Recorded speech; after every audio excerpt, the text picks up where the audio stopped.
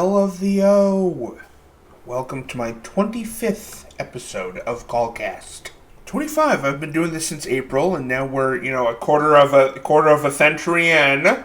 But that's really exciting. I've never gotten to 25 of any of my podcasts that I've started previously. False! My very first podcast, F is for Friends, during the pandemic, I think I did get to 25 or 26 episodes. But I plan on going further with this one. That one stopped then, and this one's gonna go further. Guys, on Tuesday, I woke up to a text. The text was from my manager, and he said, I just emailed you, but I'm texting you now. We were just contacted from HBO about an audition for Curb Your Enthusiasm, which, in my opinion, is one of the best comedy shows of the last few decades. And I responded, not really, kind of. And the next day, I submitted an audition to HBO for Curb Your Enthusiasm. I have come to love the mind of Larry David since his inclusion in Seinfeld. I felt when he left the show Seinfeld around season 7 or 8, 7 I think, the show dropped. 8 and 9, seasons 8 and 9 were a lot poorer. They were a lot goofier and were very much only led by Jerry as opposed to Larry. And Larry David was a huge part of Seinfeld. So, now he has his own show, Curb Your Enthusiasm, on HBO. I think it's going on 12 seasons. Back in July, I got to be seen by NBC, SNL, over in New York. That's great, that's fine. They're starting their new SNL season. I'm obviously not on it. Curb is shooting at the end of this month in Los Angeles, not New York, LA, which would be much preferable for me to go to LA, a place that I've been a couple times. I've never been to New York. I don't know what it would be like. I would have to move there doing SNL. I just have to go there to LA to film Curb and then come back. Plus, I would be so honored to act with Larry David before he retires, before he passes. He's up there, dude. He's getting towards his 80s. He's gonna be done soon. He's not gonna be able to do this forever. I think he's probably in his last 5 years. Don't tell him that I said that, because then I won't be on the show. But my dad came over and we filmed an audition. My dad was off screen reading, and I had to improvise off of what he was reading. Which is funny, because the last time that my dad and I have ever done something like this was years ago. 12 years ago in Portland, Oregon. My dad and I drive up to Portland, and we're going to try and sign me with an agency. What I didn't know, and it's a good thing we didn't sign with them, because I didn't know that real agencies and managers don't ever ask for money up front when you sign with them. Only the scams and the fake ones are like, hey, we're your agent now, give us money. It's not how that works. These people were asking for like $300 up front. No, sorry, not how it works. So I go, I sit, and I meet with this guy. My dad's right next to me, and this dude running the meeting has me do a cold read of an ad for like dentistry, like Colgate, something like that, reading for toothpaste. And I have to now do this ad read in front of my dad and this guy, which I really hadn't had much experience acting in front of my dad, doing a performance. And it was super uncomfortable. It was a really uncomfortable 3 minutes for me. And my dad and I hadn't done anything like that since then. So this week we now reunite for this sequel, Curb Your Enthusiasm audition. And it went a ton better. I can even show you guys a little clip of it here. I'm not returning the purse. Jeff is. See? Then you said it. You're not the customer. Jeff is. So, how about you actually buy something? What do you want me to buy? Well, what would make you happy? I have this perfect little sear luster sports jacket for you. Might look kind of nice. You know you want it. I really hope to be getting that role within the next couple weeks and going to Los Angeles at the end of this month. That would be unbelievable. Both of my managers said that it was a grounded performance. I wasn't trying to be funny. It said in the instructions, don't try to be funny, just be you. My character, since it's based in Georgia, my character is Southern, so I had a Southern drawl. I had to talk like, And I didn't want to overdo that. That's why it's pretty subtle. But my manager said it was good, and I was surprised. I was like, what are they going to think? Because I could send them something horrible, and they're like, why are we representing this guy? Luckily, it's not the case. Hopefully I get the part. They film it at the end of this month. Let's go. My horror movie, Carnal, which is the third movie in the trilogy that I've started over the past couple years. You have Harmonica, Folly, and now Carnal. I'm ending out the trilogy. This is the end. What I'm showcasing is a beginning, middle, and end of life attached to a vice. Whether that be sex, drugs, alcoholism, gambling. If you take that vice to the end of its road, you will find the end of that road with that vice. So this third movie is the end of the road for my character, who was exposed to a sin or a vice in the first movie, and is now dealing with the repercussions of what that exposure has caused.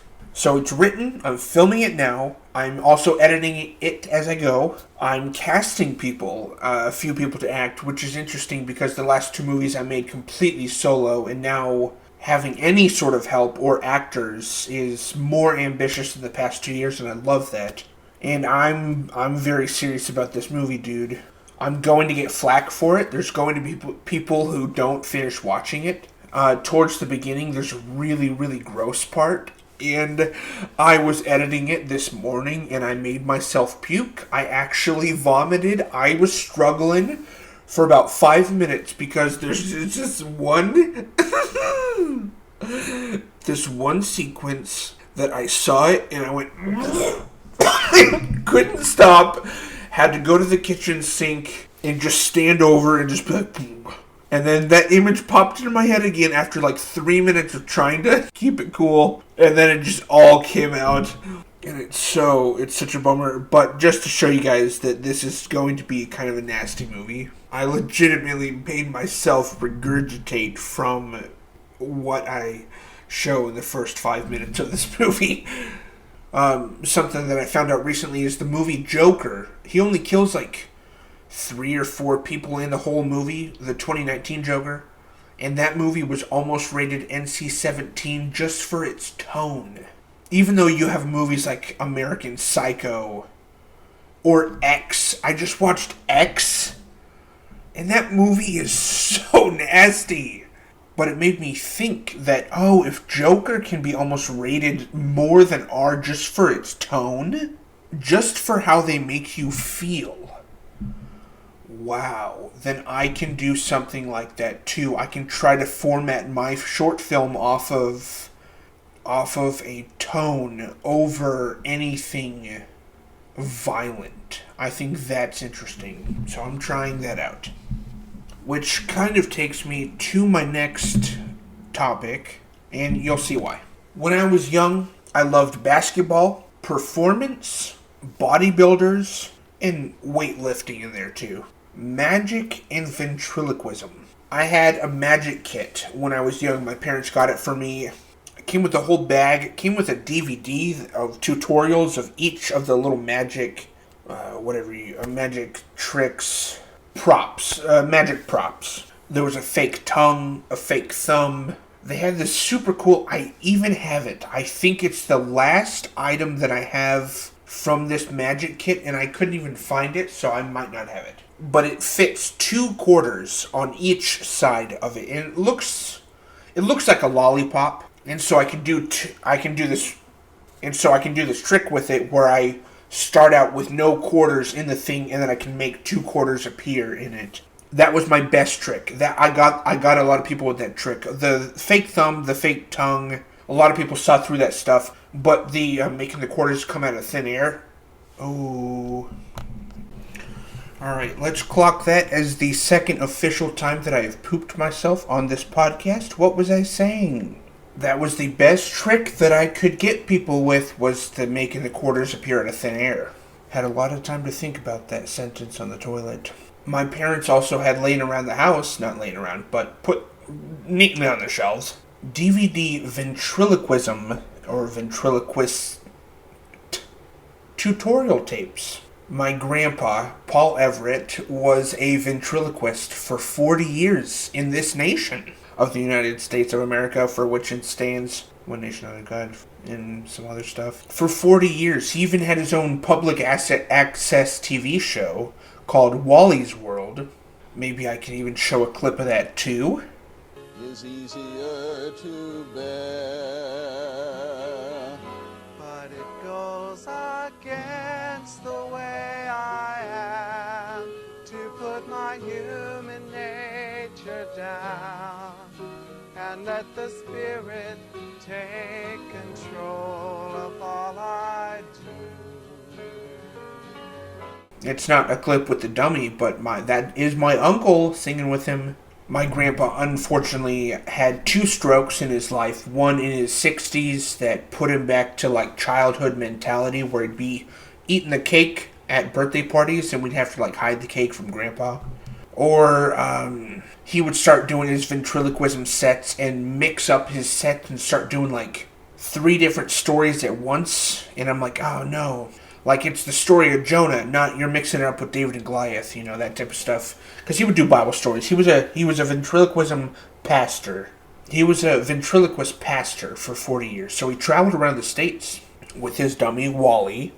He had 2 of them. And so after his passing, I performed just a handful of times with his dummy, Wally. But I had in my possession, technically my dad's possession as his son, for several years. And I would make videos with Wally. I would perform in front of like Awana classes or little kids classes with the dummy Wally. But my love for magic and ventriloquism, which both are duping people. For example, there's this story that one of the ventriloquists, he tells the story of being with his dummy in a studio and he's filming on like for cameras and stuff. And when he would talk, the audio would come through fine. When the dummy would speak, you couldn't hear him. It's because the audio guy was moving the microphone from him to the dummy and back. It's just the guy speaking. The dummy's not a live sound person. So it dupes people. That falls into my love of movie making. I do it in my content too, but with my movies, a trick. There's a bunch of tricks in the movie making process that make you believe that what I'm putting on screen is real.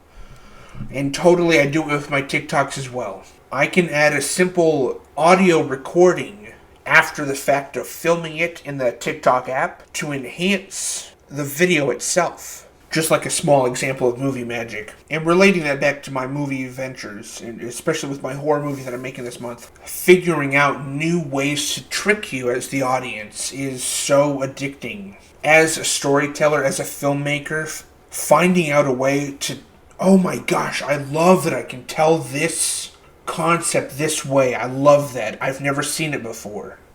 And my favorite thing is when filmmakers show me things that I've never seen before. When I'm going, how did they do that?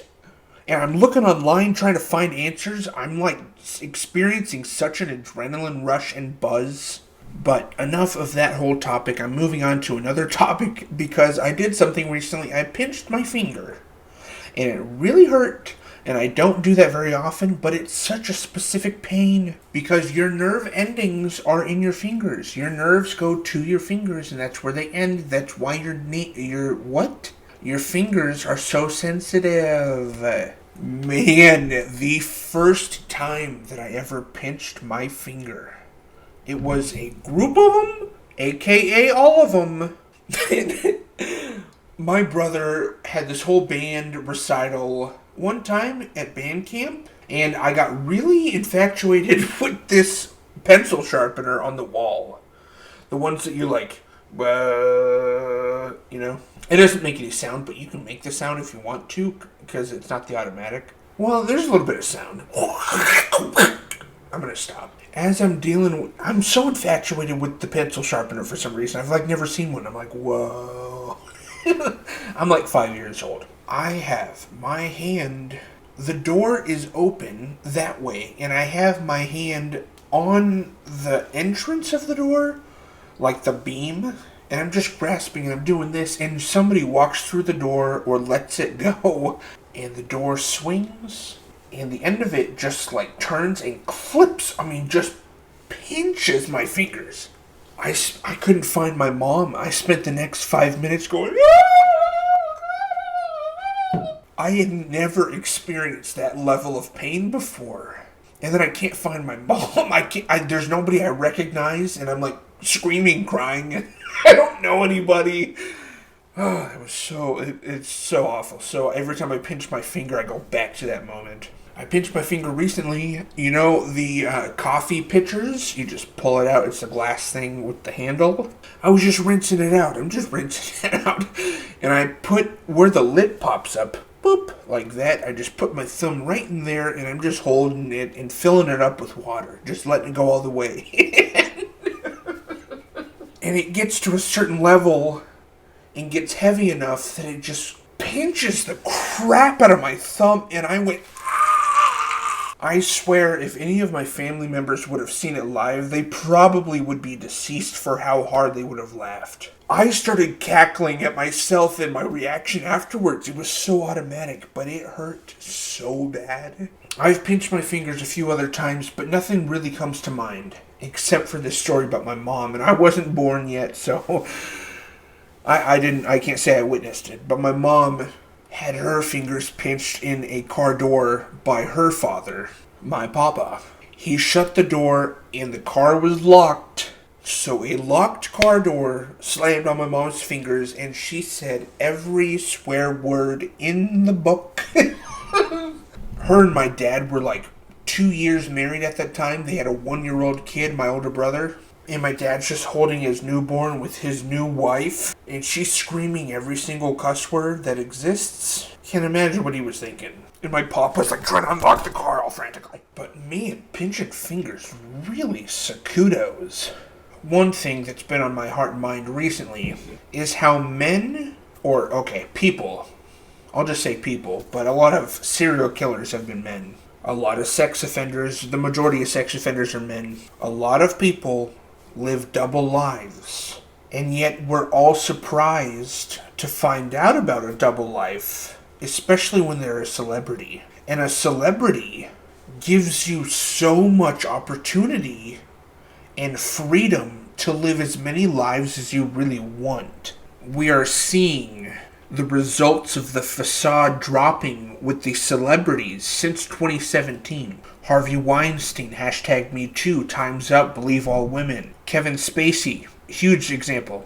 Bill Cosby, dude. The man lived a double life for so decades.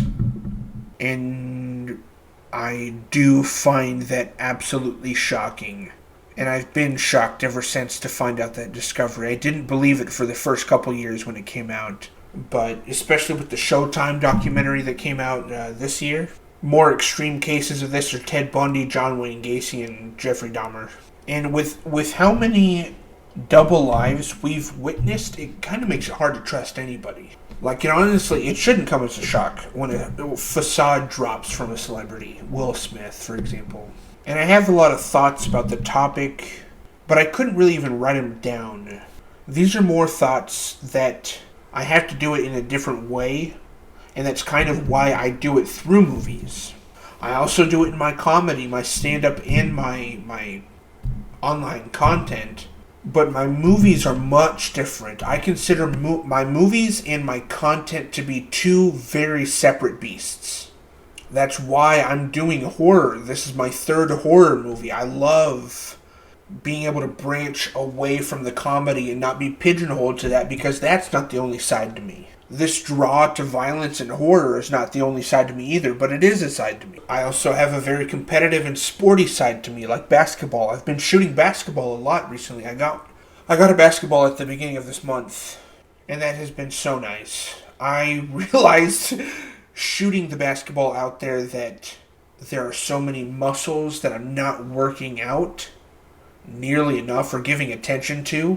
So like my glutes and just right around my hips and my sciatica, my fibromyalgia, it was just all in pain after the first couple times of shooting and running for the ball and jumping and just getting more activity. Oh, my knees, just all around my knees and kneecaps, dude, man.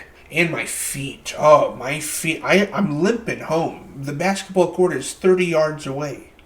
And I'm limping home. So it just means that there's no reason that I should be putting nearly this much pressure on my joints. And at 27, I shouldn't have this much difficulty playing basketball. But I love that I've gotten the basketball. I'm doing boxing. I love being able to find unorthodox ways of doing cardio because a treadmill or walking, I can't stand doing the rowing or the bike. I just don't like it. I need this to be entertained while I'm doing cardio. And basketball and whatever it's called, I'm going to pause till I think of it. Boxing. Basketball and boxing are two ways of getting cardio that involves a lot of coordination. So that keeps my mind engaged, and it's nice. I have been presented with some opportunities this month that are really exciting. My movie, Curb Your Enthusiasm, and I'm feeling very optimistic about the end of this year. And that is huge because the rest of this year can go down the drain, honestly. I'm being straight up when I say that the rest of this year, 2022, has been a wasted year on my part. I've caused a lot of drama in my personal life, online, and I've suffered a lot of repercussions from it because of it. But I'm holding my head up high, and I'm ending this month on a strong note. I will do everything in my power to make sure that happens, so that I can still say 2022 was some sort of positive year for me in growth, maturity, and not just self-sabotage. So thank you guys so much for listening and being here. I will check you guys next week. Not check ya in any sort of inappropriate way. Okay, I'll talk to you next week. Bye.